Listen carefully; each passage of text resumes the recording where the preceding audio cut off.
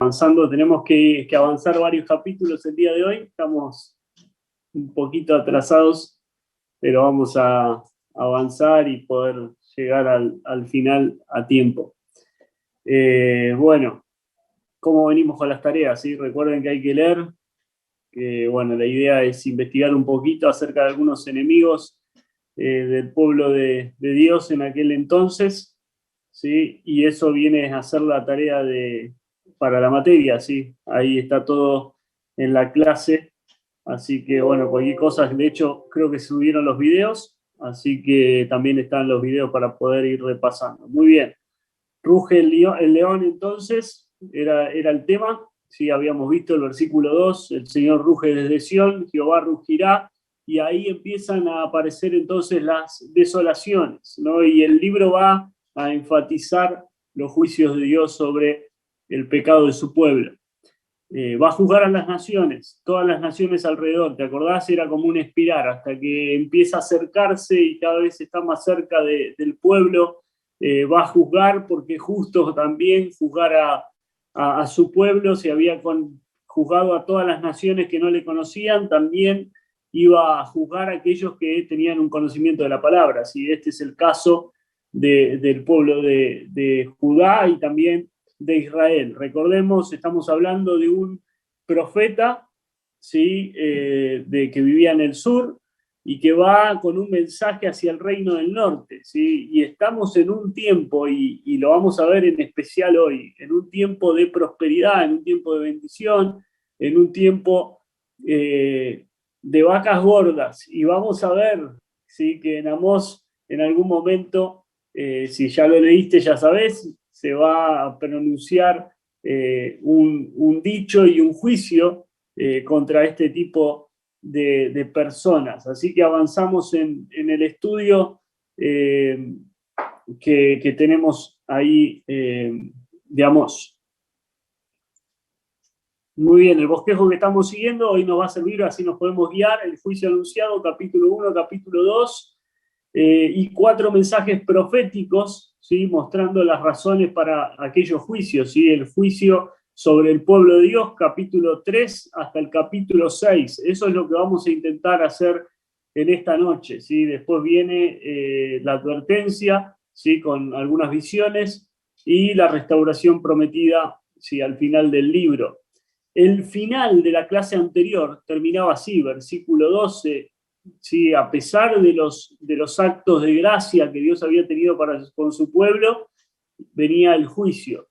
Y decía, el pueblo va a huir desnudo, ¿sí? Decíamos que eso desde el libro de Génesis era una señal de humillación, el pueblo iba a ser humillado y se iba a descubrir su desnudez. El juicio iba a venir por Asiria, así que Amós iba a aprender algunas cosas. Por ejemplo, Dios es soberano sobre todas las naciones y Él maneja toda la historia, es el Dios de la historia.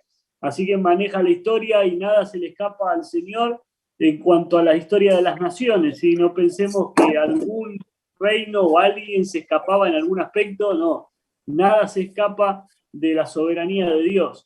Dios castiga también los actos contra la humanidad. Había mucho de eso en este tiempo. Dios es paciente, también aprendí Amós, hasta que el pecado desborda, ¿sí? Desborda la medida, ¿sí? Entonces Dios es imparcial en su juicio, ¿sí? Estas son lecciones rápidas que iba aprendiendo ahí Amós.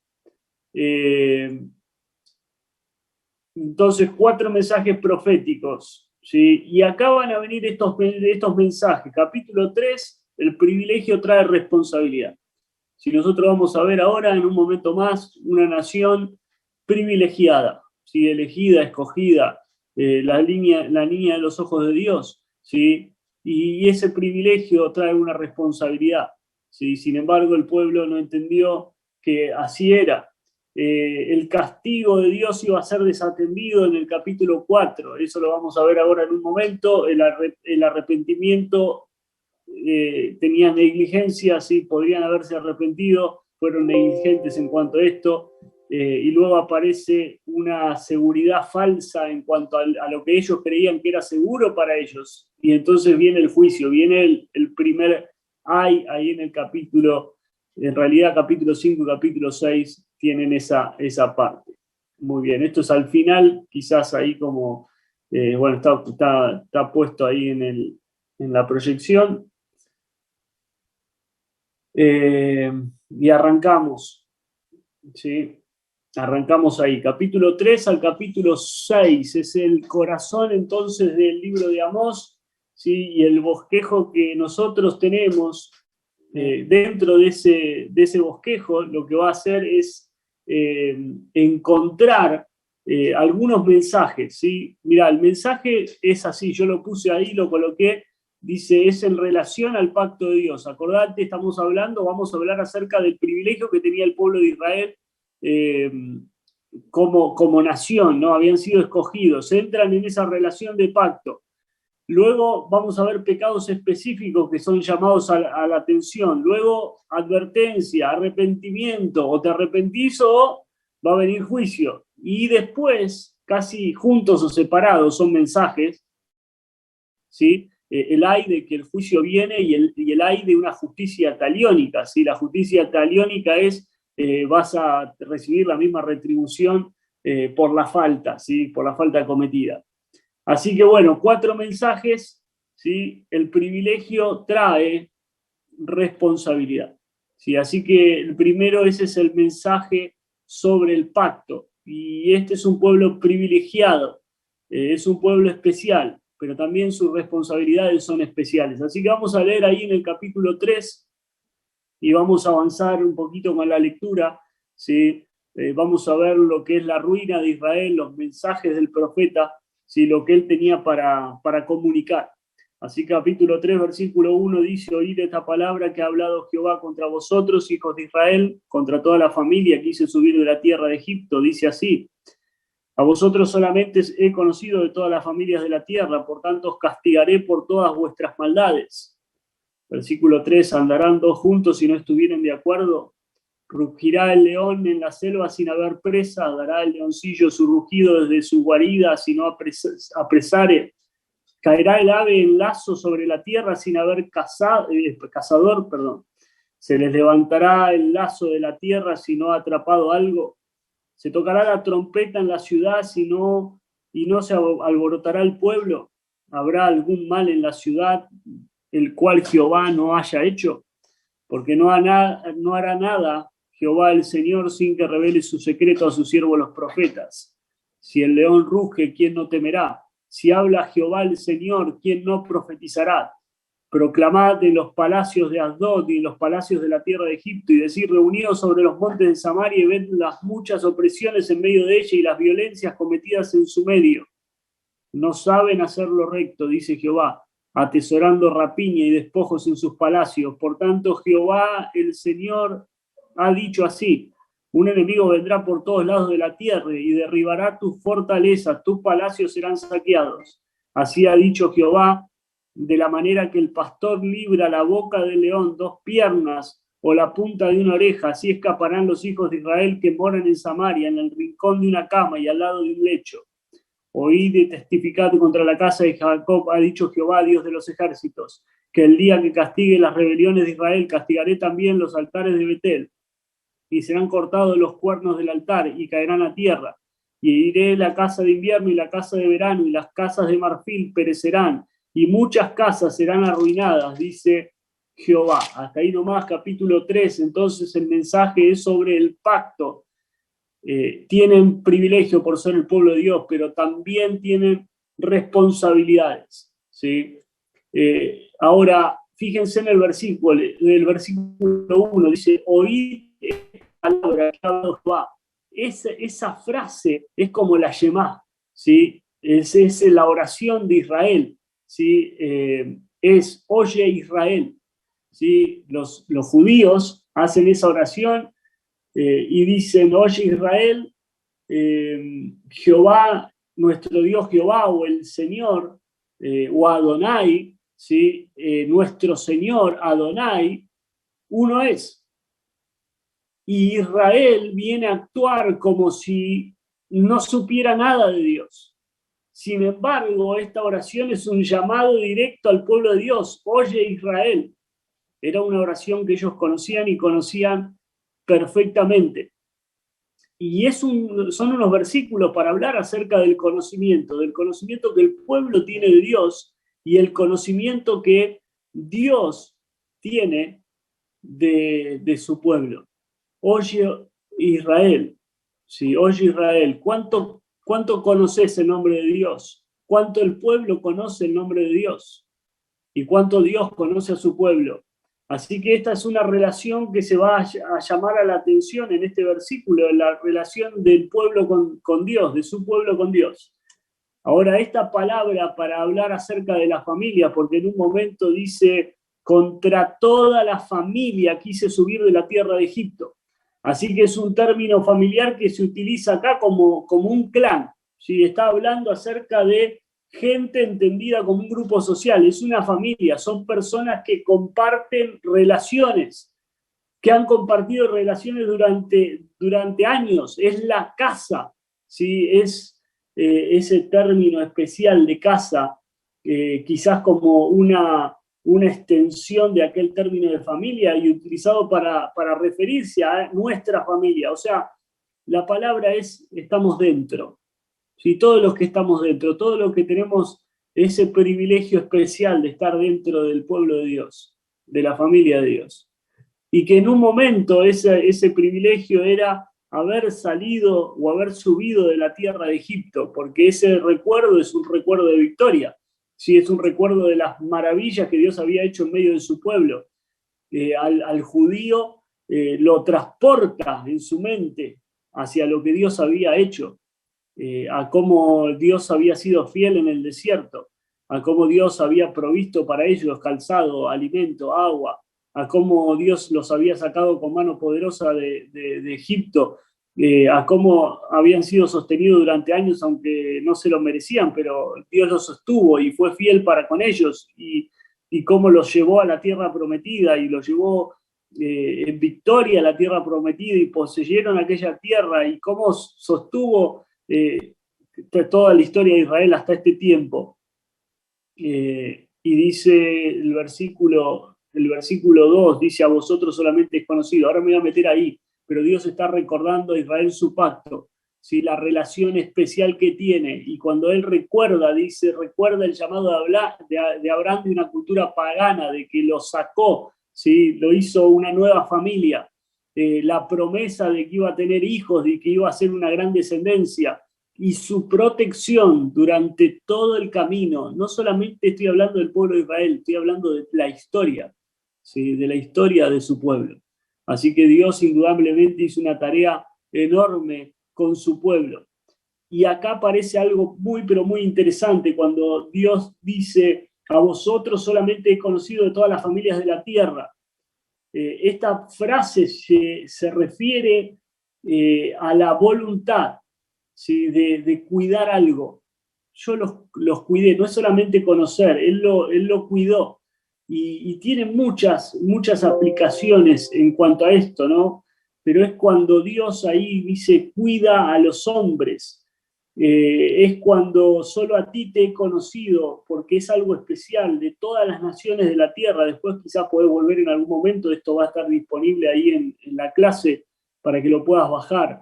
Pero lo conoció a Abraham, lo cuidó, lo escogió para que él, quizás ahí de él saliera la familia, ¿no? Estamos hablando con la idea de que los hombres tendrían que tener respeto hacia Dios y adorarlo por lo que Dios hizo, por lo que conocen de Dios, solamente aún solamente por su nombre.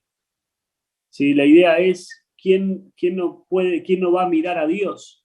¿Sí? Aún quizás el ateo, porque el ateo lo hace por una cuestión de vanidad, ¿sí? de no mirar a Dios y mirarse a sí mismo.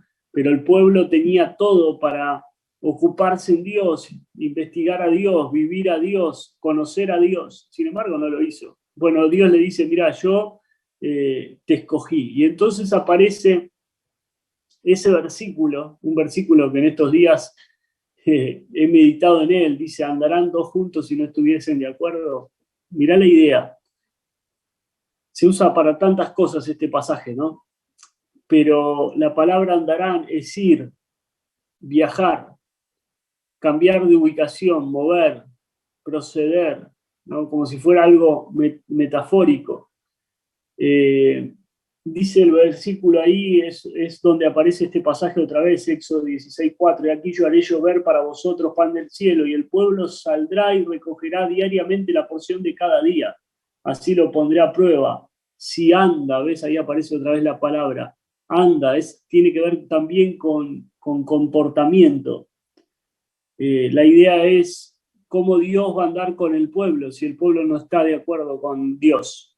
¿Cómo Dios va a andar con el pueblo si no pueden estar de acuerdo en cuanto a voluntad y en cuanto a un mismo camino?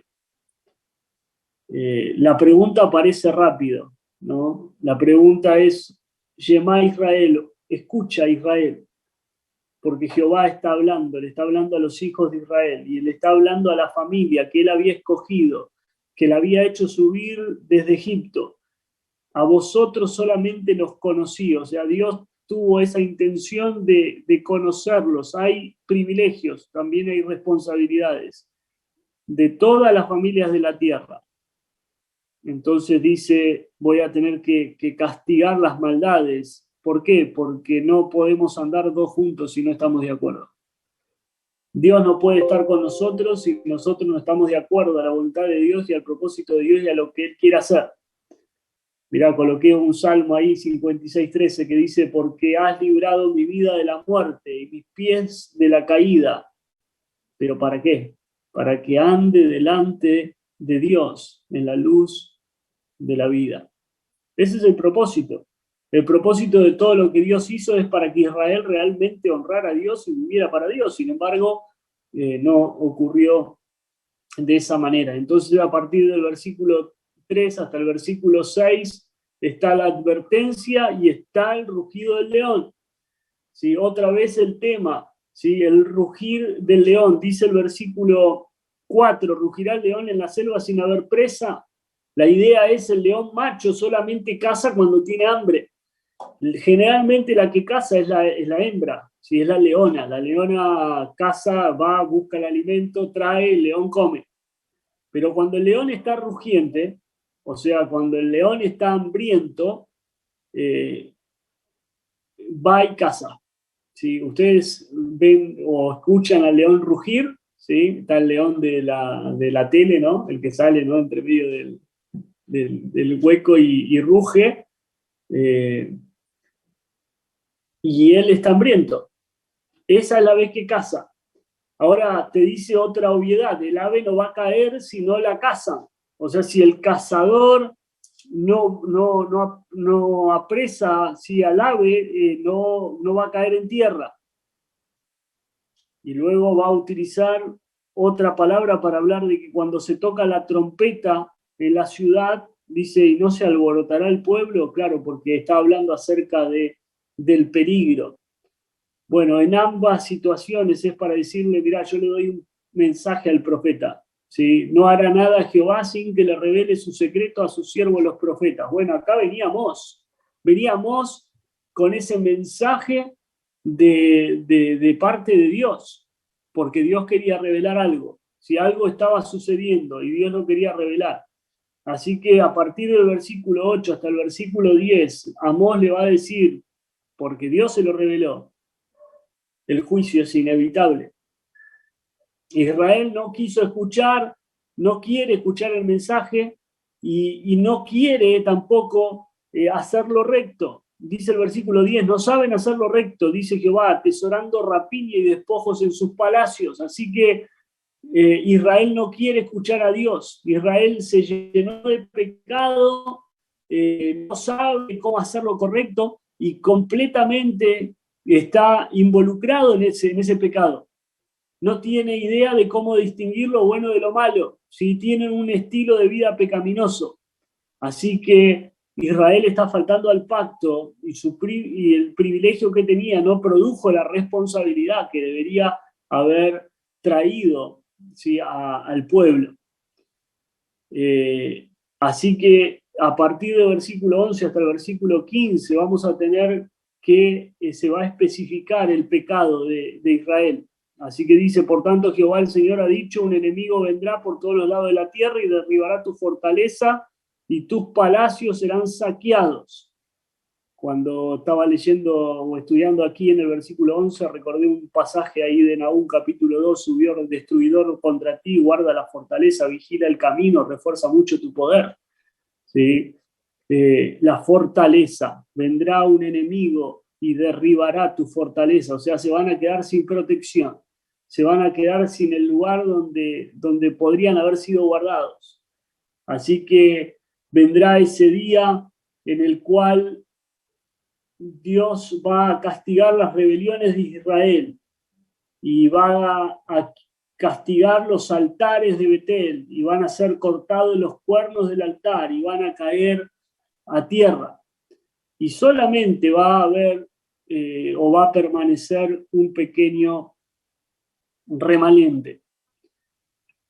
Hay una frase que yo coloqué ahí, esa frase está en el versículo 15, donde dice, heriré la casa de invierno con la casa de verano, las casas de marfil perecerán y muchas casas serán ahí, dice, arruinadas. Así que este dicho ahí, las casas de invierno y la casa de verano, ¿por qué dice eso? Si yo me lo pregunté. Si tras la idolatría entonces siguen el lujo y el orgullo.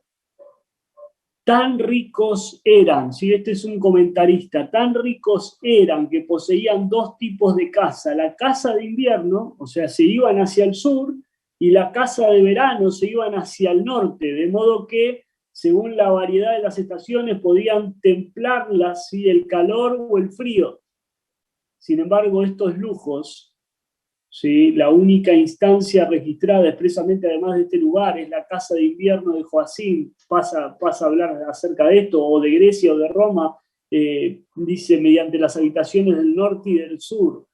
Pero estos que Amós reprende eran como nuestra ciudad y casas de campo, residencias separadas, ya que iban destruidas una sobre la otra. O sea, lo que está hablando era tal el lujo, era tal la opulencia, era tal el momento de esplendor de Israel en este tiempo, cuando llegaba el mensaje, que ellos tenían la casa de invierno y la casa de verano. Y hace frío, vámonos a la casa de verano. Y hace calor, y vámonos a la casa de invierno. Estaban en opulencia, estaban en un momento especial y se olvidaron de Dios. Y quizás cabe para nosotros pensar, si no nos sucede, que cuando estamos en esos momentos de bendición, por llamarlo de alguna manera, en realidad es de tener beneficios y de que las cosas nos están yendo todas bien si no nos olvidamos de Dios.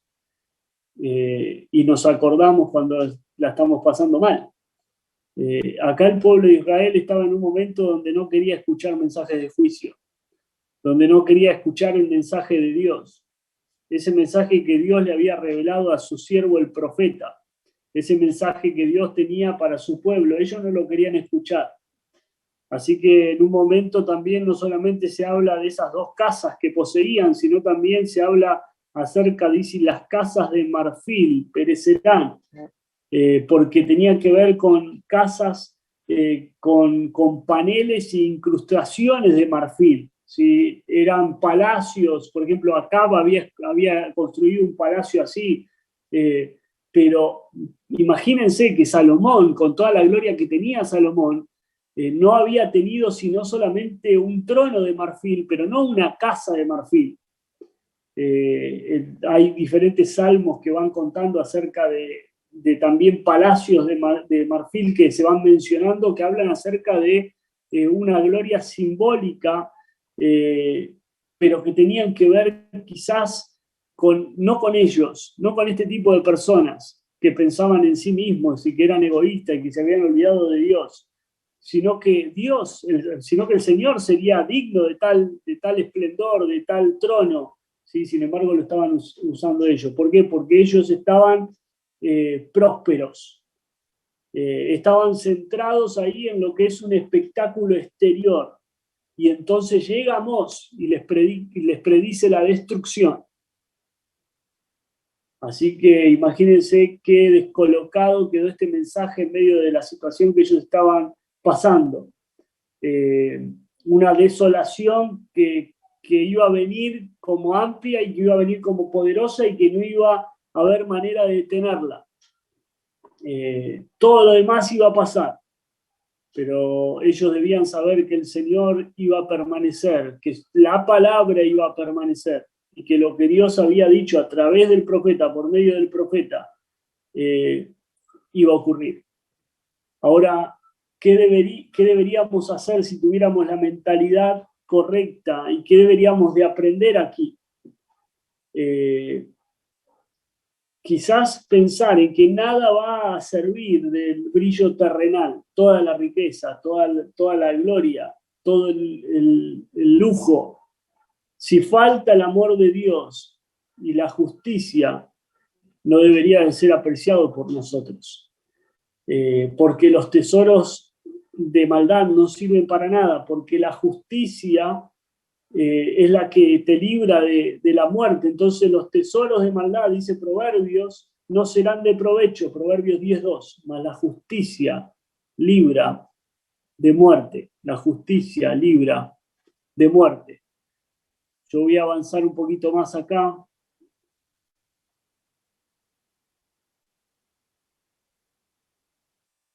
Y vamos a ir hacia otro mensaje.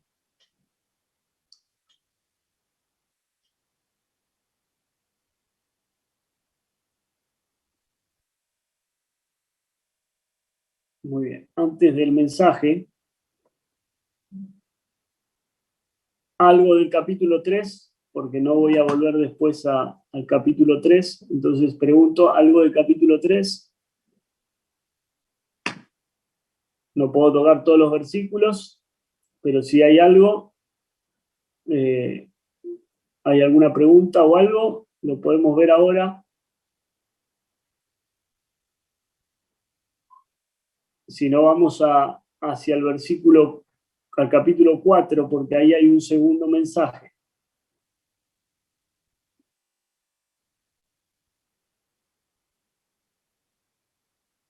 Muy bien, capítulo 4. Capítulo 4 entonces.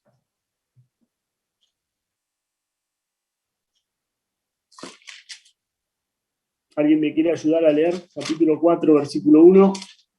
Puede leer hasta el versículo 5 si quiere. Después alguien que lea del 6 al 10 y alguien del 11 al 13. ¿Quién me ayuda? Si quedó alguien.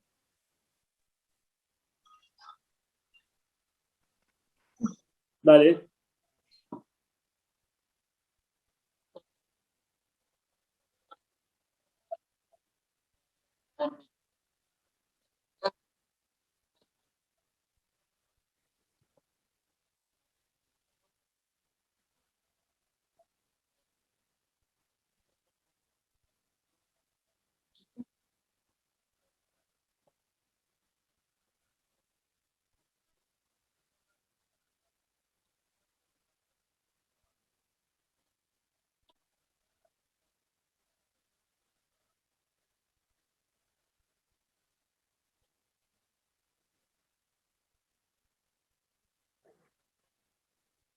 Sí, 4 o 5, no hay problema.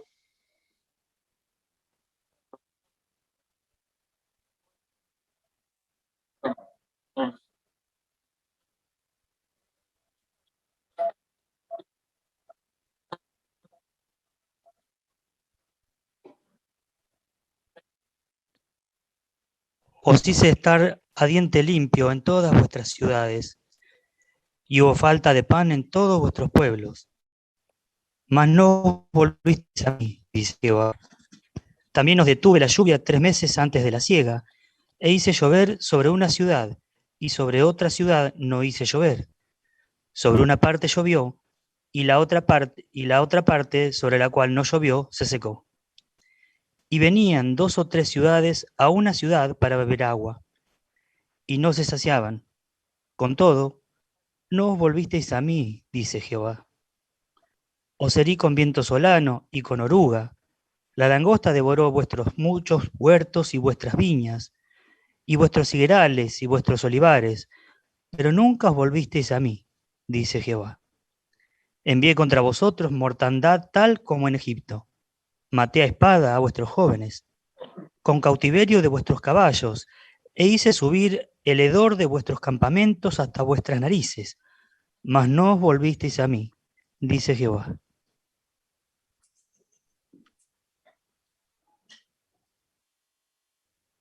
¿Alguien desde el 11 al 13? Os trastorné como cuando Dios trastornó a Sodoma y a Gomorra, y fuisteis como tizón escapado del fuego, mas no os volvisteis a mí, dice Jehová. Por tanto, de esta manera te haré a ti, oh Israel, y porque te he de hacer esto, prepárate para venir al encuentro de tu Dios, oh Israel. Porque aquí el que forma los montes y crea el viento y anuncia el hombre su pensamiento, el que hace de las tinieblas mañana y pasa sobre las alturas de la tierra, Jehová Dios de los ejércitos es su nombre. Muy bien. Entonces arrancamos ese capítulo 4, ¿sí? Es otro mensaje, por eso aparece la Filmina haciendo una división. Castigo desatendido, capítulo 4, segundo mensaje. Desde el capítulo 4 del versículo 1 hasta el versículo 3, entonces va a hacer directamente hablar de pecados específicos. Y vamos a ver cómo los ricos se van aprovechando de los pobres, cómo no se van arrepintiendo de su maldad, cómo son llevados a la idolatría y a la hipocresía religiosa. Y aparece esa frase, la frase es vacas de Basán. Si oíste esta palabra, vacas de Basán, que estáis en los montes de Samaria. Si algunos de los escritores dicen que es una referencia a las bien alimentadas mujeres, ¿sí?, de Samaria. ¿Sí? No es nada poético Amós, ¿sí? Les dice directamente vacas de Basán, ¿sí? Estaban oprimiendo, que oprimís a los pobres y quebrantáis al menesteroso, que decís a vuestros señores, traed y beberemos. Así que vamos a ver un poquito, ahí tienen la nota, dice, oíd esto vosotros, Quine de Basán. Quine de Basán está hablando acerca de precisamente una vaca, ¿sí? No hay la referencia aquí al toro, ¿sí? O sea, al macho, sino a la hembra. Y los pastos de esa zona de Basán eran pastos muy ricos, así que probablemente era la riqueza del suelo que la tenía en las situaciones que estaban. ¿Sí? Se hace una referencia a las señoras, a las mujeres de Israel, con este tipo de vacas que se las conocía por cómo era.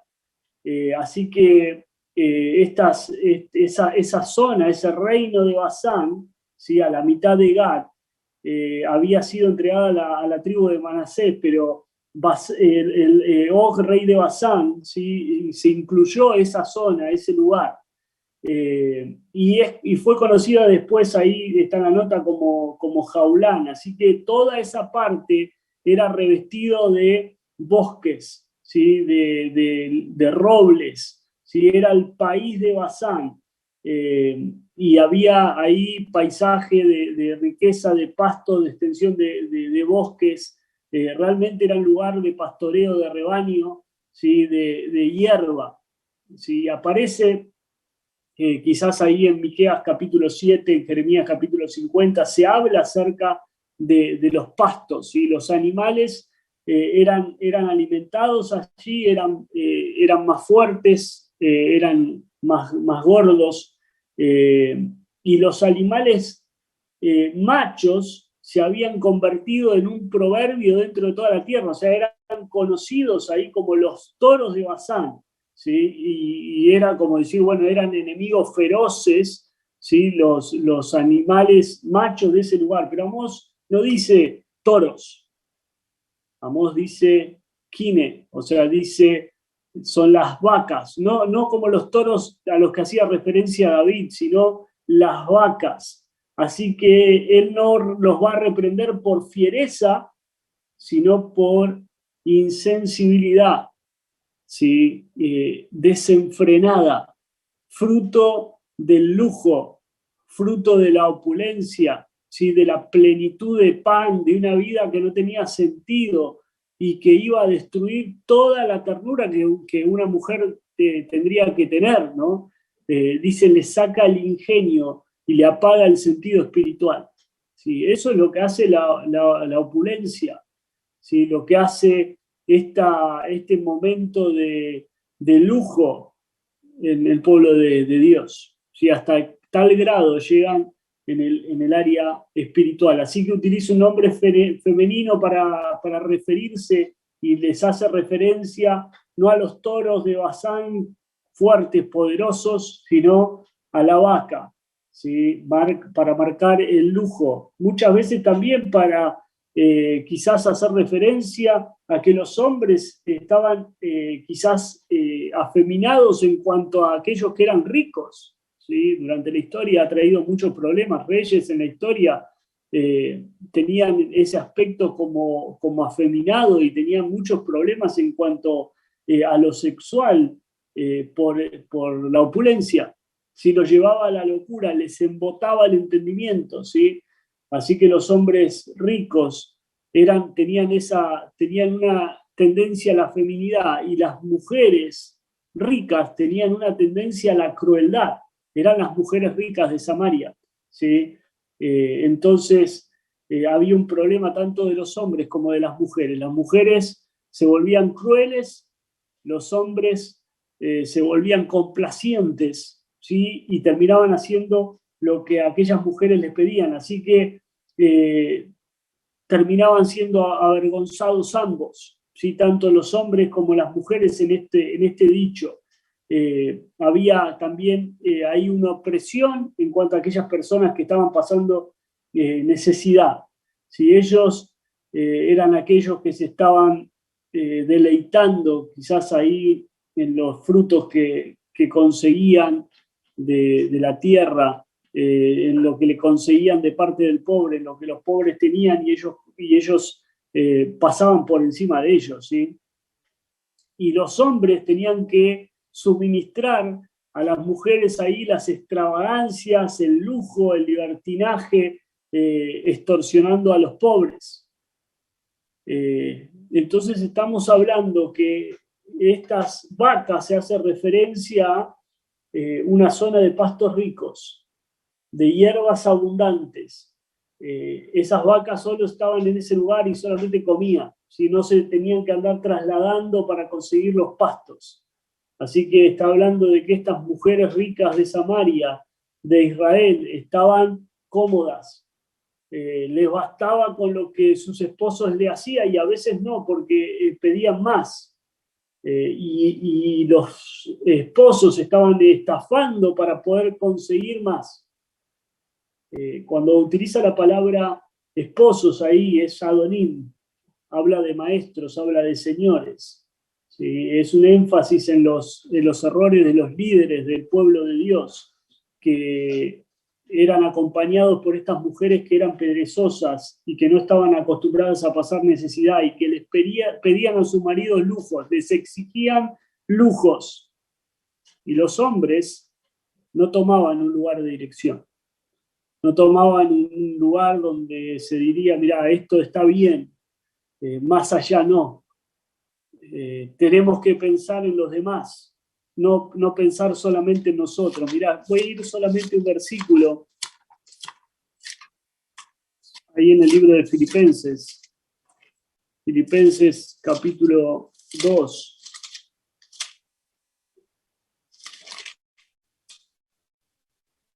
Donde dice, versículo 4, 2:4 de Filipenses, no mirando cada uno por lo suyo propio, sino cada cual también por los de los otros. ¿Sí? Esto no estaba pasando en Israel. Israel estaba mirando por sí mismo. Los ricos de Israel miraban por ellos mismos, por sus propias por sus propios lujos, no necesidades, porque no las estaban pasando, estaban en un momento de abundancia y querían más. Y entonces el versículo 5 de Filipenses 2 dice: haya pues en vosotros el sentir que hubo también en Cristo. El sentir de Cristo fue dar su vida por nosotros. Nosotros que estábamos en extrema necesidad, Él dio su vida por nosotros. Bueno, ¿qué diferencia hay entre este pueblo? Los hombres que estaban perdiendo el lugar, los hombres que no sabían dirigir a sus esposas en medio de todo lo que estaban pidiendo, ¿sí? Los hombres que no sabían pararse firme y decir, bueno, esto es lo que queremos, o esto es lo que perseguimos para nuestra familia. Así que a partir del versículo 4, del capítulo 4, dice: vayan a Betel y prevariquen, aumenten en Gilgal la rebelión y traed de mañana vuestros sacrificios y vuestros diezmos, ahí dice cada 3 días. Sí, entonces acá hay un llamado que es completamente sarcástico. ¿Por qué? Porque está hablando de lugares que se habían vuelto de adoración, pero de una religión falsa, ¿sí? Se les está diciendo: van a continuar con su estilo de vida pecaminoso porque es lo que ustedes desean. Si los lugares de adoración son para ritos pecaminosos, había motivaciones erradas para esos lugares de adoración y había una religión que no tenía corazón, que tenía una adoración completamente inmoral en el sentido de no pensar en las necesidades de los demás. Ritos religiosos que no estaban adorando a Dios y buscar a Dios a mi manera. Si estamos hablando de hacer a Dios de dimensiones manejables. ¿Sí? Decir, Dios es así, lo puedo manejar, lo puedo poner acá, lo puedo poner allá, lo puedo dejar para este otro lado, lo puedo poner aquí abajo, lo puedo tapar. Y no hay problema. Porque es Dios a la manera que yo creo que es Dios. Y eso es lo que aparece a partir de ese versículo 4. ¿Sí? Por eso dice acá: ven a Betel y transgrede. ¿Sí? Eso es lo que estaba diciendo el profeta. Se te predijo que va a haber un cautiverio. Y entonces el profeta, con una extrema ironía, ¿sí? una ironía que les dice, bueno, hagan con seriedad lo que se propusieron hacer. Les pide que hagan todo lo que hicieron en ese servicio dividido de Dios, pero dice que lo multipliquen. Así que dice ahí esa frase: este es un modo muy grave de hablar, por el cual ahora dice, ven y hazlo. Y él mismo dice esto, odia esas mismas acciones. Él habla tanto, no tan dispuesto, sino como abandonando, no como invitando, sino como expulsando. Bueno, váyanse a Betel, váyanse a Gilgal. Y los está como expulsando, no exhortando, sino que dice, Amós está indignado. Y él dice, se une entonces, según esta situación, porque así amaron o así desearon, eso era lo que querían, ¿sí? Vengan a Betel. Y entonces dice, ¿dónde está su Dios? ¿Dónde está su becerro? Porque eso es lo que ama. Eso es lo que, para eso van a Betel, a transgredir. Porque ustedes transgreden y desean transgredir. Y entonces dice, vayan a Gilgal, donde están sus ídolos. Así que realmente se los expulsa a hacer lo que ellos tenían en su corazón, sino seguir a Dios. Multipliquen sus transgresiones, si es el otro dicho, porque se estaban multiplicando, van a ofrecer, van a llevar sacrificios, van a continuar haciendo las cosas mal, ¿no? No se les está prohibiendo, sino se les está abandonando. En eso se agradan los dioses de ellos, pero no es lo que le agrada a Dios, no es lo que Dios estaba pidiendo. Pero es parte de lo que Dios va a utilizar para seguir juzgando a su pueblo, ¿sí? Por eso les dice, miren, yo les di advertencias, ¿sí? Los tuve a diente limpio en vuestras ciudades, hubo falta de pan. O sea, ellos estaban viendo aquellas situaciones en que Dios estaba advirtiendo y llevando juicio, pero sin embargo no prestaron atención a las advertencias de parte de Dios. Y es como que no le importaran aquellas advertencias. Vamos al capítulo 5. Sí, es un nuevo mensaje, por eso lo tengo dividido así, con esa imagen. Capítulo 5, entonces, dice: oíd esta palabra que yo levanto para la alimentación sobre vosotros, casa de Israel. Cayó la Virgen de Israel y no podrá levantarse ya más. Fue dejada sobre su tierra, no hay quien la levante. Porque así ha dicho Jehová el Señor: la ciudad que salga contra 1000 volverá con 100, y la que salga con 100 volverá con 10 en la casa de Israel. Pero así dice Jehová a la casa de Israel: buscadme y viviréis. Y no busquéis a Betel, ni entréis en Gilgal, ni paséis a Berseba, porque Gilgal será llevada en cautiverio y Betel será desechada. Buscad a Jehová y vivid, no sea que acometa como fuego a la casa de José y la consuma sin haber en Betel quien lo apague. Los que convertís en ajenjo el juicio y la justicia, la echáis por tierra. Buscad al que hace las Pleiades y el Orión, y vuelve las tinieblas en mañana y hace oscurecer el día como noche, y el que llama las aguas del mar y las derrama sobre la faz de la tierra. Jehová es su nombre, que da esfuerzo al despojador sobre el fuerte, y hace que el despojador venga sobre la fortaleza. Ellos aborrecieron al represor en la puerta de la ciudad, y al que hablaba lo recto abominaron. Por tanto, puesto que vejáis al pobre y recibís de él carga de trigo, edificasteis casas de piedra labrada, mas no la habitaréis, plantaréis hermosas viñas, mas no beberéis del vino de ellas, porque yo sé de vuestras muchas rebeliones y de vuestros grandes pecados. Sé que afligís al justo y recibís cohecho, y en los tribunales hacéis perder su causa a los pobres. Por tanto, el prudente en tal tiempo calla, porque el tiempo es malo. Buscad lo bueno y no lo malo, para que viváis, porque así Jehová, Dios de los ejércitos, estará con vosotros, como decís. Aborreced el mal y amad el bien, y estableced la justicia en juicio. Quizá Jehová, Dios de los ejércitos, tendrá piedad del remanente de José.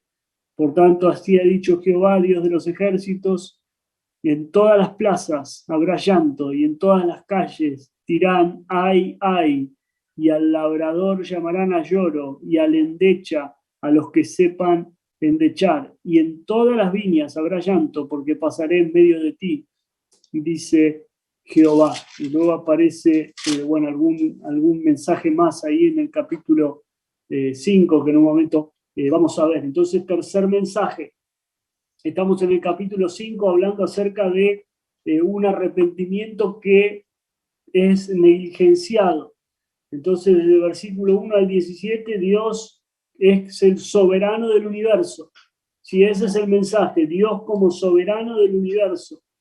Y les dice, versículo 5:1, oigan esta palabra que yo levanto para lamentación sobre vosotros. Así que hay un lamento de Dios, de juicio, que viene como un padre triste por disciplinar a su hijo, pero el padre sabe que disciplinarlo, o sea, guiarlo, volverlo al camino, es lo mejor que él puede hacer.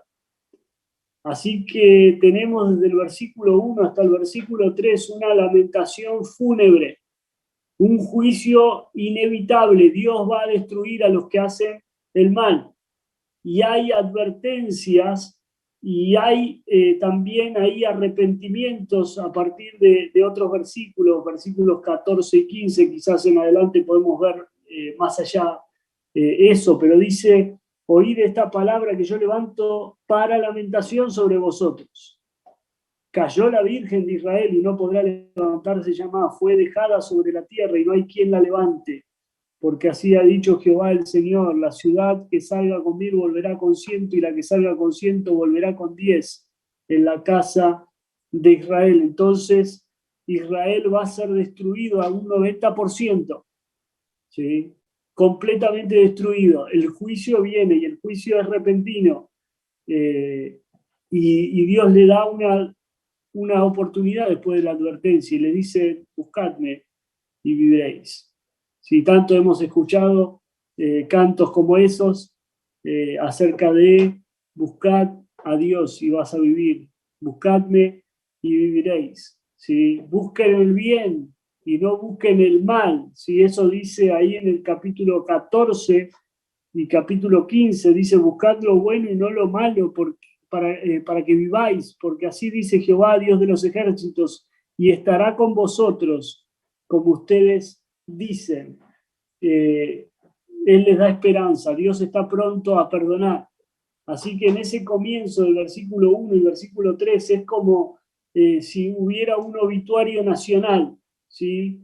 Los individuos van a poder vivir más allá del castigo de la nación, pero necesitan volver a Dios, ¿sí? Y un remanente siempre está buscando a Dios, ¿sí? Y es ahí donde nosotros tenemos que parar un momento y decir, bueno, nosotros somos del grupo grande que no está buscando a Dios, o somos de ese pequeño remanente que siempre está buscando a Dios porque sabe que debe buscar a Dios y debe vivir, que debe buscar lo bueno y no lo malo para que pueda vivir. ¿Sí? Este es el pueblo al cual se le llama, este es el pueblo que recibe ahí un mensaje, ¿sí? Y el mensaje es hacia buscar lo bueno. Voy a hacer una referencia en el versículo 5. El versículo 5 dice, y no busquéis a Betel, ni entréis en Gilgal, ni paséis a Berseba, porque Gilgal será llevada en cautiverio, y Betel será deshecha. Versículo 6, buscad a Jehová y vivid. ¿Sí? Dice, porque Gilgal será llevada en cautiverio. Gilgal había sido el primer campamento del pueblo de Israel en la tierra prometida. Gilgal fue el lugar de la circuncisión. Gilgal fue el lugar donde Dios le dijo a Josué, hazte cuchillos afilados y circuncida al pueblo. Gilgal era el lugar de la renovación del pacto. Y el pueblo tenía conocimiento de lo que significaba Gilgal para ellos. Si vos me acompañás al capítulo de Josué, vamos a ir un momento a Josué.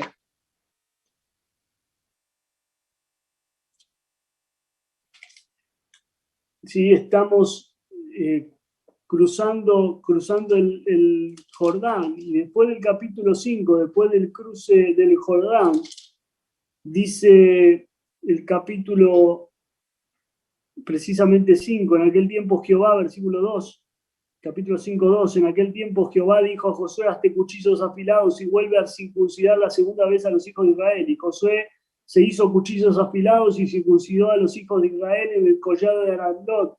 Esta es la causa por la cual Jehová los circuncidó. Todo el pueblo que había salido de Egipto, los varones, todos los hombres de guerra, habían muerto en el desierto por el camino después de que salieron de Egipto. Pues todos los del pueblo que habían salido estaban circuncidados, mas todo el pueblo que había nacido en el desierto por el camino después que hubieron salido de Egipto no estaba circuncidado. Dice el versículo 9, y Jehová dijo a Josué, hoy he quitado de vosotros el oprobio de Egipto, por lo cual el nombre de aquel lugar fue llamado Gilgal hasta hoy. Y los hijos de Israel acamparon en Gilgal y celebraron la Pascua. Así que estamos hablando de un lugar fundamental en la historia del pueblo de Israel. Es un lugar de vuelta al pacto, es un lugar de vuelta al compromiso, es un lugar de vuelta a la Pascua, es un lugar que simbolizó muchas cosas para el pueblo de Dios. Y yo le puse ahí, simbolizó posesión de la tierra por la nación, o sea, Dios le estaba dando la bendición para poder poseer la tierra. Simbolizó un compromiso con Dios del pacto, pero como había la circuncisión, era un pueblo que se separaba para Dios, era el simbolismo de un compromiso total con la santidad, era un pueblo para Dios, apartado para Él, distinto a las demás naciones que estaban en aquella tierra prometida. Sin embargo, vos llegás a Amós en el capítulo 5, qué cosa rara, ¿no? Josué capítulo 5, justamente Amós capítulo 5, y ahora Gilgal es el símbolo del juicio. Es el símbolo de que quizás otra vez vuelve un oprobio a Israel. En el lugar donde Dios había quitado el oprobio, había quitado la vergüenza, había quitado la burla de las naciones, ahora vuelve a ser el lugar del símbolo del juicio. No le busquéis en Gilgal, no entren en Gilgal, porque Gilgal será llevada en cautiverio. Es el lugar otra vez del oprobio. Es el lugar del símbolo de que Dios está juzgando a este pueblo. Versículo 8 y versículo 9 también hago una referencia ahí por un momento. Jehová es el soberano de la creación. Fíjate la expresión, busquen al que hace las Pleiades y el Orión, ¿sí? Y vuelve las tinieblas en mañana y hace oscurecer el día como la noche, el que llama las aguas del mar y las derrama sobre la faz de la tierra. Jehová es su nombre. ¿Sí? Entonces hace toda una referencia hacia lo que Dios es. Las constelaciones, la voluntad de Dios también en la tierra, y aún, ¿sí?, en este juicio hay un llamado a un pueblo que tiene que estar buscando a Dios, que tiene la posibilidad de buscar a Dios, de buscar al Señor. Nosotros tenemos quizás que parar en este momento y pensar en el Dios poderoso al cual nosotros servimos, el Dios poderoso que nosotros tenemos, ¿sí? El que hace las Pleiades, el Orión, el que vuelve las tinieblas en mañana, el que hace oscurecer el día como la noche, el que llama las aguas del mar y las derrama sobre la faz de la tierra. Vos agarrás el libro de Génesis y te das cuenta todo lo que Dios hace, cómo se maneja con su maravilloso poder. Y sin embargo, Él ocupa este tiempo, en esta noche, en este momento, para decirme a mí y para decirte a vos, buscadme y vas a vivir. No importa la situación que vos te encuentres, buscadme y vas a vivir. Dejá de ir a aquellos lugares de tu propio sacrificio, a aquellos lugares de tu propio altar, de aquellos lugares donde vos buscás a Dios a tu manera. Buscad a Dios a la manera de Dios y vas a vivir. Buscad al Señor y vas a vivir. ¿Sí? Y Dios hablando de una manera diferente al pueblo y dándole al pueblo una nueva oportunidad, ¿sí? Una nueva oportunidad para seguirle, una nueva oportunidad para estar cercano a Él. El león sigue rugiendo, el león sigue rugiendo y el león sigue dando su mensaje. Si el león ruge, ¿quién no temerá? Si habla Jehová, el Señor, ¿quién no profetizará? Vos tenés que seguir escuchando el mensaje y tenés que seguir escuchando la voz de Dios. Entonces dice este último parte del capítulo 5, versículo 18 hasta el 27, vamos a ir ahora. Dice ay, y ay es certeza de juicio. ¿Sí? Dios va a traer juicio. Así que vamos a leer ahí, dice, ay de los que desean el día de Jehová. ¿Para qué queréis este día de Jehová? Y entonces les dice, será de tinieblas y no de luz, como el que huye delante del león y se encuentra con el oso, o como si entrare en casa y apoyase su mano en la pared y le muerde una culebra. ¿No será el día de Jehová de tinieblas y no de luz, oscuridad que no tiene resplandor?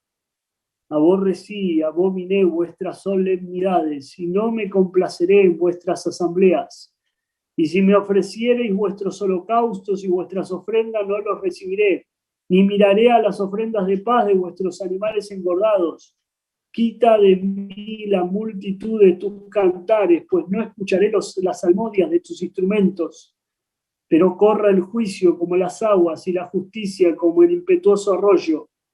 Me ofrecisteis sacrificios y ofrendas en el desierto en 40 años, oh casa de Israel.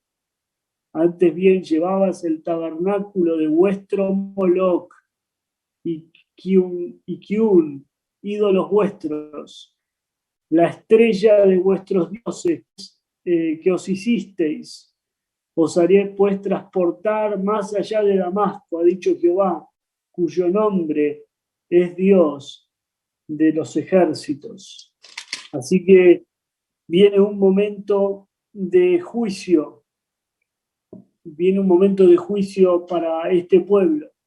Ay de ustedes que desean para ustedes mismos. Esa es la idea. Hay de ustedes que desean para ustedes mismos. ¿Te acordás el versículo que leímos recién en Filipenses capítulo 2? Personas que estaban mirando por sí mismos. Basta de mirar por nosotros mismos. Vamos a mirar por los demás. Vamos a tener el mismo sentir, la misma actitud que hubo también en Cristo. Ay, el juicio viene. Ustedes están deseando y están eligiendo para ustedes mismos. Y hablan acerca del día del Señor. Y dice, no va a haber luz, va a haber tinieblas, ¿sí? Y no va a ser propicio para estos que estaban deseando ese día del Señor. En aquel entonces había burladores del día del Señor, como lo hubo en tiempos después, ¿sí? Segunda de Pedro, Judas, y ahora también, el día de hoy, personas que se están burlando del plan de Dios y lo que Dios quiere hacer en el futuro. Y habla de aquellos burladores de los últimos días. ¿Ves? Estas personas en realidad no estaban entendiendo qué era lo que venía. Personas que dicen, ¿dónde está la promesa de la venida? ¿No? Que se acelere, que se apresure la obra para que realmente nosotros la podamos ver, que se acerque el día de Dios, así lo podemos conocer. Jeremías se quejaba y decía, ¿dónde está la palabra del Señor? Que venga ahora. ¿Sí? Y Dios le dice a Ezequiel, hijo de hombre, ¿cuál es este proverbio que tienes en la tierra de Israel diciendo que los días se prolongan y toda visión falla? La visión que ve es por muchos días y profetiza los tiempos lejanos. ¿Sí? Las personas le estaban diciendo al profeta Ezequiel, mirá, nosotros no estamos viendo que esto suceda. No estamos viendo, lo único que vemos es que los días se están prolongando y que la visión está fallando. Sin embargo, no iba a fallar la palabra de Dios. Lo que Dios le había revelado a sus siervos, los profetas, eso iba a ocurrir. ¿Sí? Solamente que ellos en ese momento estaban en un momento de plenitud, en un momento de lujo, en un momento donde sobraban las cosas. Y más allá de las advertencias que recibían de parte de Dios, ellos no prestaban atención. Así que Dios le dice, miren, el juicio hay una certeza de juicio, es un hecho. Y vos, cuando dice hay, cuando la palabra de Dios dice hay, es como que te dice, vos estás como muerto.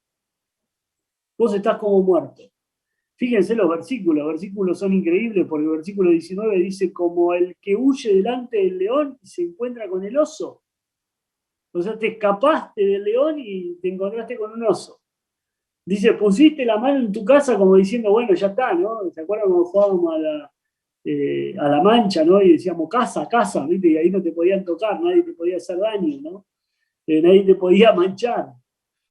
Bueno, acá te dice, vos metés la mano en tu casa y apoyás la mano en la pared y te muerde una culebra. O sea, no hay manera de que te escapes. Estás como muerto, le dice Dios a su pueblo. Va a ser un día de oscuridad y no va a ser de resplandor. Y después Dios va a decir por qué, el porqué de lo que Él está diciendo. Así que el hombre que está huyendo, esa es la frase que utiliza. El día del Señor es un día de terror por todos lados. Antes, detrás, por fuera, por dentro, ¿sí? Bajo techo, bajo el cielo, bajo su propio refugio, en todas partes hay terror y hay muerte. Se dice que el oso sirio era el más fuerte y el más feroz y era más salvaje que el león. Por eso está esa frase ahí. Te escapás del león y te agarra el oso, ¿sí? El oso de Damasco, el oso de Siria. Y ese era más feroz. Así que el león y el oso no podrías escaparte, dice, podrías tener un escape, ¿sí? Pero apoyó su mano, el hombre apoya su mano en la confianza de la pared, en la confianza de su propia casa, y la serpiente lo mordió. No hay escapatoria. No hay escapatoria. Él estaba tratando de huir de la muerte, pero había peligro y había destrucción.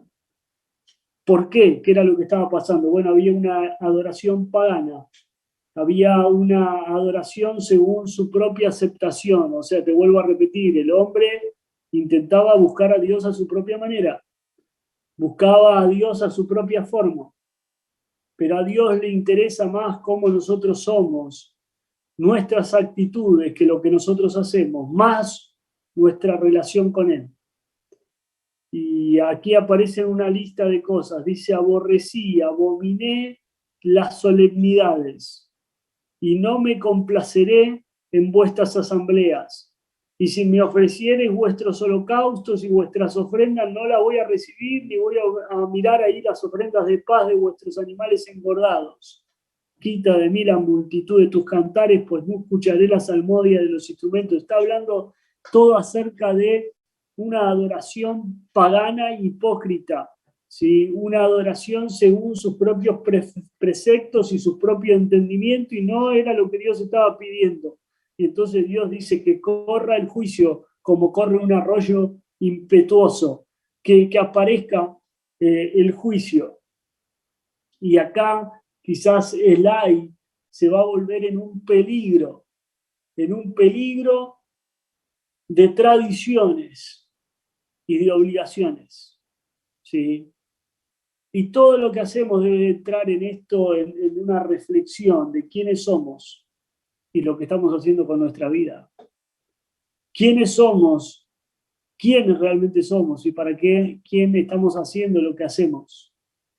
Y entonces versículos 25 y 26, el juicio es específico. Me ofrecieron sacrificios y ofrendas en el desierto en 40 años, oh casa de Israel. ¿Hubo sacrificios, hubo ofrendas? No. ¿Sabés lo que estaban haciendo? ¿Sabés lo que hacía el pueblo de Israel en 40 años? Llevaban el tabernáculo de Moloc y de Kium, ídolos vuestros, la estrella de vuestros dioses que habían hecho. 40 años se dedicaron a hacer eso. Por eso las quejas, por eso las murmuraciones, por eso las desobediencias, por eso el pedir cosas a Dios en el camino y enfadar a Moisés. 40 años, por eso la incredulidad, por eso la muerte en el desierto. Por eso no entraron a la tierra prometida. Os haré pues transportar más allá de Damasco, ha dicho Jehová, cuyo nombre es Dios de los ejércitos. Damasco, yo ya le expliqué en las primeras clases, pueden volver ahí en algún momento. Habla acerca de este enemigo peligroso, de esta ciudad disputada y deseada, de este lugar de caravanas y ciudades donde pasaban tantos, de Siria precisamente, y dice, van a ir más allá, a Siria, si el imperio asirio. Así que siendo esto así, habiendo sido así desde el principio hasta ahora, haré que te vayas al cautiverio más allá de Damasco, si vas al exilio. Siria fue el enemigo más poderoso por quien Dios los había castigado hasta ese momento, hasta Reyes capítulo 13. Desde Siria recientemente por el momento los entregó, ¿sí? A Damasco en sus manos, y ese día de gracia había sido desperdiciado y habían seguido siendo rebeldes. O sea, venía un enemigo aún mayor, ¿sí? Peligro, tradiciones y obligaciones. A veces el pueblo de Dios se sumerge y se pierde en medio de las tradiciones y en medio de las obligaciones, de cosas repetitivas que vamos haciendo, y tomamos como si fuera no le damos el valor adecuado, ¿no? Vamos estando en un ministerio y vamos estando en un ministerio 1 año, 2 años, 3 años, 4, 5, 6, y no le damos la importancia que tiene. ¿Para quién lo estamos haciendo? Para cumplir. ¿Sí? Lo hacemos para cumplir una obligación, para cumplir una tradición, o lo estamos haciendo para Dios.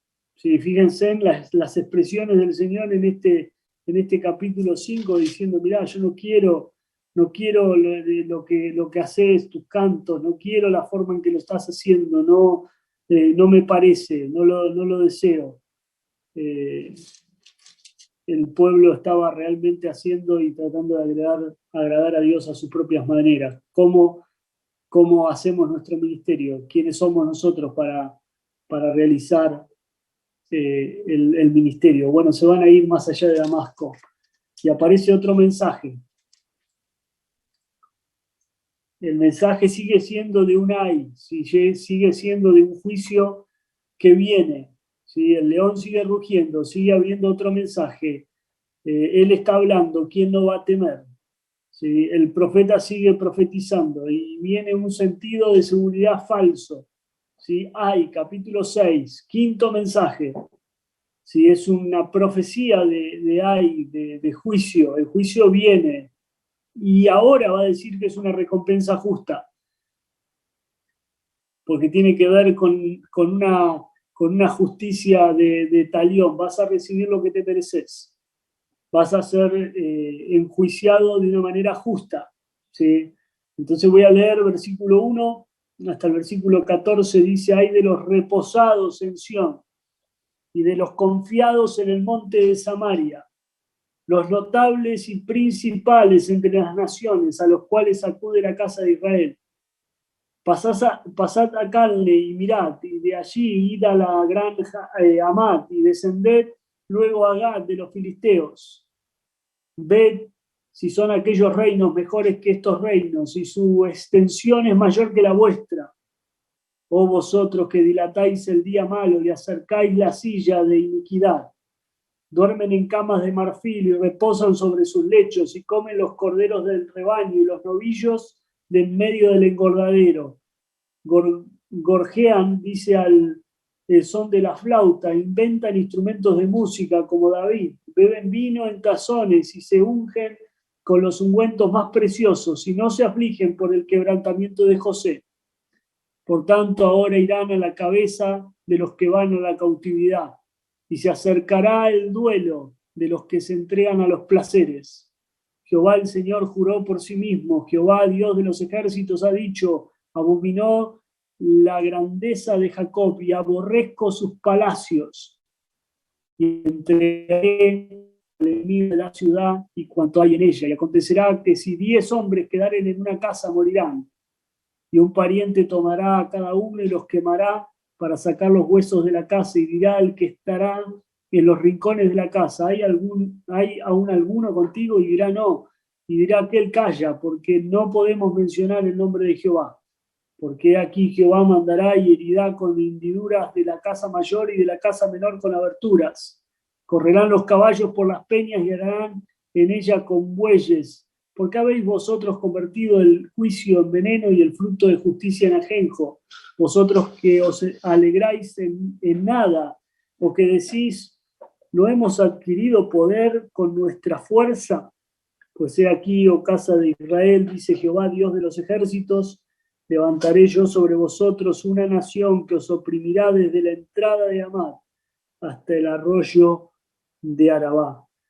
Y viene este último mensaje o quinto mensaje de juicio, un juicio que va a venir. Israel no se quiso arrepentir. Israel está totalmente complaciente ante la situación que está viviendo. No se preocupan por otros y tampoco se preocupan por el pacto, ¿sí? Es interesante porque Jesús, años después, va a resumir toda la ley, todos los profetas en 2 cosas. Dice, amarás al Señor tu Dios y amarás a tu prójimo. ¿Sí?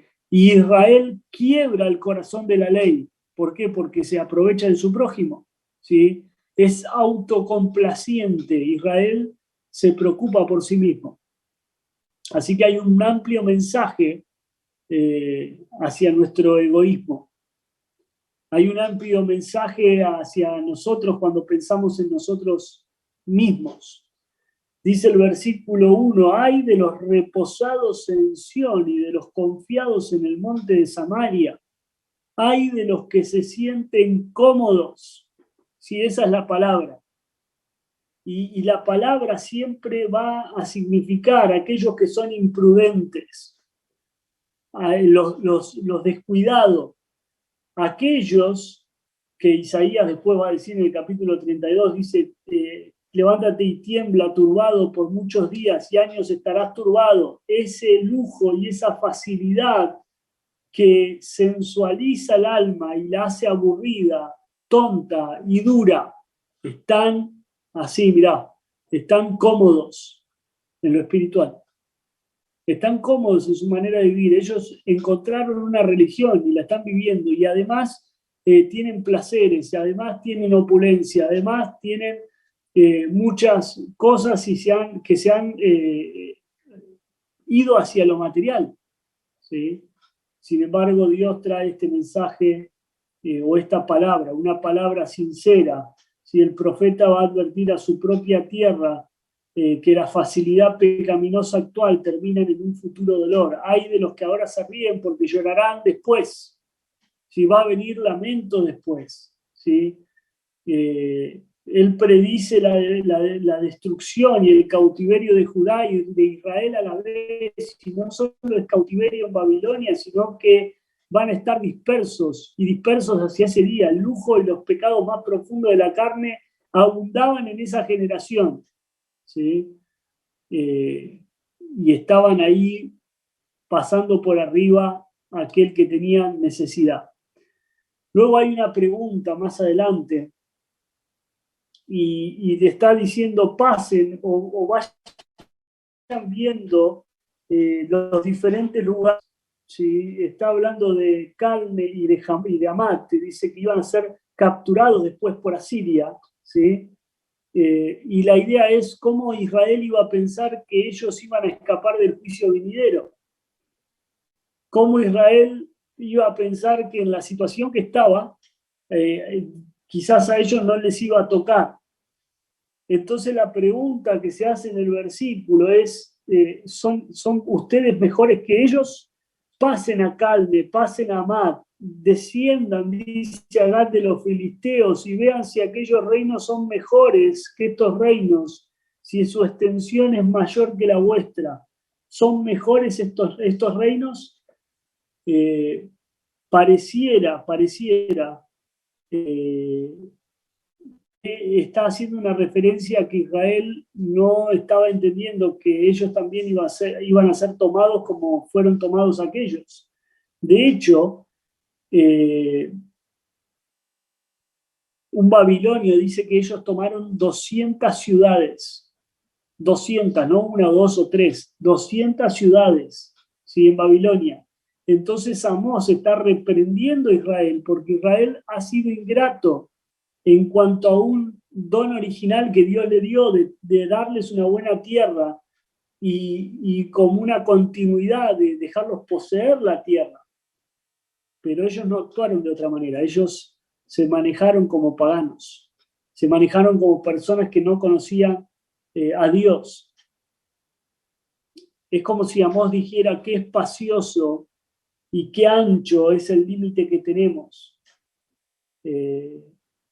Ilimitado como la vida que Dios nos dio y como la eternidad. Nuestra esperanza, los límites de nuestra esperanza y de nuestra dicha no se pueden medir, no se miden como se miden los terrenos, no como se mide el mundo. No hay límite de tiempo para nosotros, porque confiamos en el Señor, confiamos en la eternidad, pero Israel se había centrado en lo terreno, en el espacio, en la tierra, y había perdido de vista la eternidad del cielo y la grandeza de Dios, como para que dijera al pueblo, ¿no es nuestra frontera más ancha que su frontera? ¿No realmente Dios se ha extendido para con nosotros, y entonces aparece esa frase donde les dice, ustedes, versículo 4, dice, duermen en camas de marfil y reposan sobre sus lechos y comen los corderos del rebaño y los novillos de en medio del gordadero. Dice, ustedes están yaciendo en camas o en sofás de marfil. O sea, la palabra es la misma, la idea es la misma que utilizaba para hablar acerca de las casas, ¿no? O acerca de los tronos. Están durmiendo en un diván de marfil, o sea, lujoso completamente, y solamente se estiran para comer, y están apáticos, y están disueltos, y están desconcertados, y están lujosos, y están perezosos sobre sus sofás, y se comen ahí a los corderos de fuera del rebaño, y realmente no se están acordando del pobre, no se están acordando de aquel que tiene necesidad, están pensando en sí mismos. ¿No será que el pueblo de Dios piensa demasiado en sí mismo? ¿No será que estamos duros para poder ver y entender las necesidades del otro? ¿No será que estamos enfocados solamente en lo que nosotros necesitamos y en lo que nosotros queremos y lo que nosotros deseamos, y nos olvidamos de lo que el otro necesita? Este pueblo no estaba volviendo su mirada hacia el pobre. Ellos tenían los sofás adornados, dorados, trabajados, cortinas tejidas de seda, de oro, las paredes cubiertas de oro, y los pobres estaban desnudos, estaban temblando y estaban marchitos de hambre. Iba a venir el juicio de Dios. Iba a ser un juicio que iba a venir. Por eso el versículo 1 dice, ay de ustedes que están cómodos. Ay de ustedes que están cómodos. Y quizás deberíamos pensar nosotros, vuelvo a repetir, si estamos pensando realmente en las personas que tienen necesidad o que no tienen lo que nosotros tenemos. Dios creo que ha sido bueno con cada uno de nosotros. ¿Somos nosotros buenos con aquellas personas que están teniendo necesidad?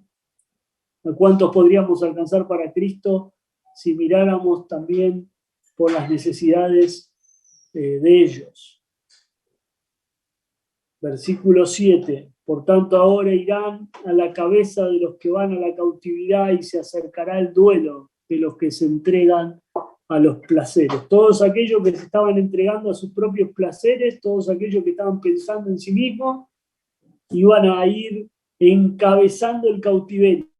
Iban a ser los primeros en ser cautivos. Claro, se llevaron a las cortes reales, se llevaron a los líderes, se llevaron a lo mejor, llegaban a aquellos lugares de cautiverio, de exilio, ¿sí? Todos aquellos que tenían la eminencia.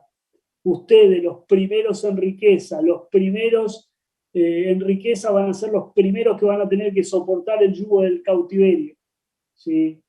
Es decir, todos aquellos que supuestamente para ellos eran lo sagrado, los hombres poderosos, van a ser los poderosamente atormentados. Los hombres que se habían comprometido muchos con ellos mismos, también iban a tener que responder por ellos. Por eso en un momento Dios va a decir, ahí más adelante, Jehová el Señor juró por sí mismo, Jehová Dios de los ejércitos ha dicho, versículo 8, abomino la grandeza de Jacob, aborrezco sus palacios, y entregaré al enemigo la ciudad y cuanto hay en ella. Aborrezco la excelencia de Jacob. Esa es la palabra. Es interesante porque esa palabra excelencia se usa acerca de la majestad de Dios, ¿sí? Solamente para la majestad de Dios. Y Dios, en esa relación con el hombre, le dio su grandeza real. Y Dios habla de sí mismo como la excelencia de Jacob, ¿sí? Después lo va a decir en 8:7 de Amós. Entonces, esa excelencia que Dios le dio a Jacob, esa excelencia de su fuerza, que le advirtió que él la iba a romper, ahora Israel lo tomó como algo propio y lo ocultó a Dios. Y dio su propia excelencia. O sea, él mostraba su propia grandeza. Por eso dice, yo abomino la grandeza de Jacob. Yo le di excelencia a Jacob. Sin embargo, ahora abomino la grandeza que Jacob tiene, porque él tomó su propia grandeza, convirtió esa grandeza y la convirtió en orgullo. Y entonces Dios dice, yo lo aborrezco. Es algo repugnante, es algo abominable. Odio ahí sus palacios. ¿Por qué? Porque fueron construidos, fueron adornados, fueron habitados, fueron llenos de lujo, y se olvidaron del pobre, se olvidaron del necesitado, se olvidaron del hermano. Entonces yo los voy a entregar. Fíjate que el versículo 9, ya casi al final. Sí, versículo 9. Vamos a avanzar un poquito acá. Versículo 9 y 10 dice, por tanto, los entregaré. Sí, original de la palabra entregar es cállate. Sí, ese es el original. Cállate. No hay escapatoria. Aquí es donde se habla del enemigo. Y es que Dios encerró la ciudad para que no pueda salir ni entrar. Y en la intimidad del asedio, dice, con lo cual sigue la descripción temerosa de los estragos de la peste. La ciudad es para ellos por encima de los demás. La ciudad, el lugar de su orgullo y el orgullo de su lujo, donde residían, o sea, en Samaria. Dios los entregó en ese lugar. Ahí en ese lugar dijo, bueno, van a ser castigados, si no van a tener escapatoria. Ellos realmente se estaban regocijando, dice al final, ustedes se están regocijando, la están pasando bien con lo que ustedes quieren. Versículo 13, vosotros que os alegráis en nada y que decís no hemos adquirido poder con nuestra fuerza, se alegran en nada. Ustedes se están regocijando, ¿sí? En su costumbre, la costumbre de ellos era alegrarse literalmente en una no cosa, ¿sí?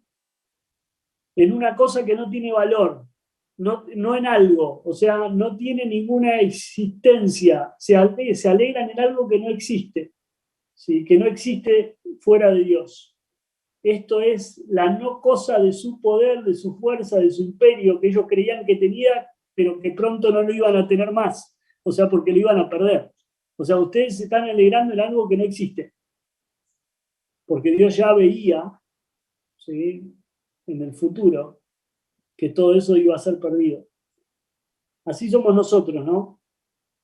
El pecador se regocija en una cosa que no es, porque el pecado es algo que no es.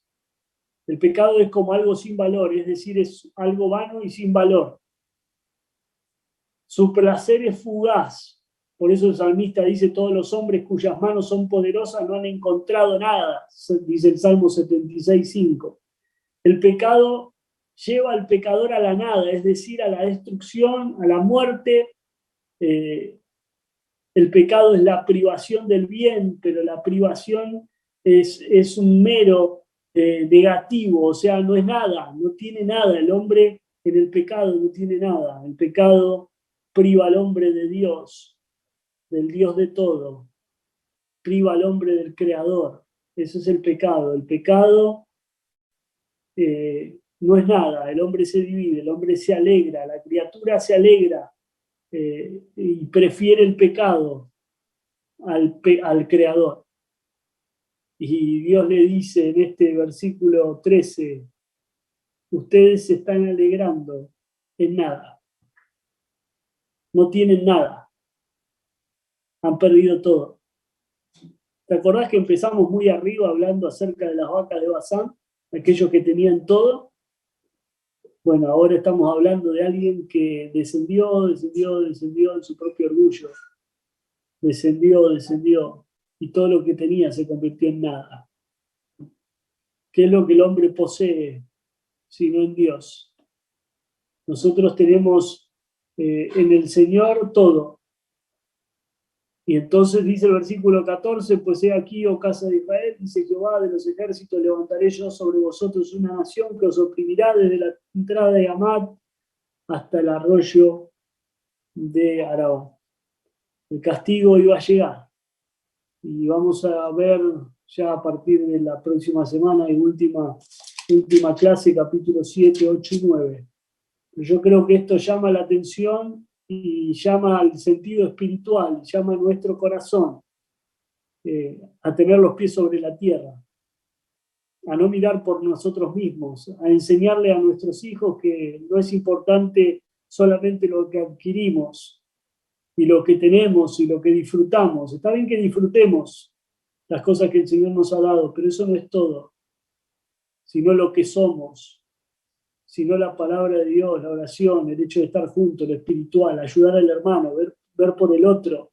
Somos iglesia, ver por las necesidades de nuestros hermanos.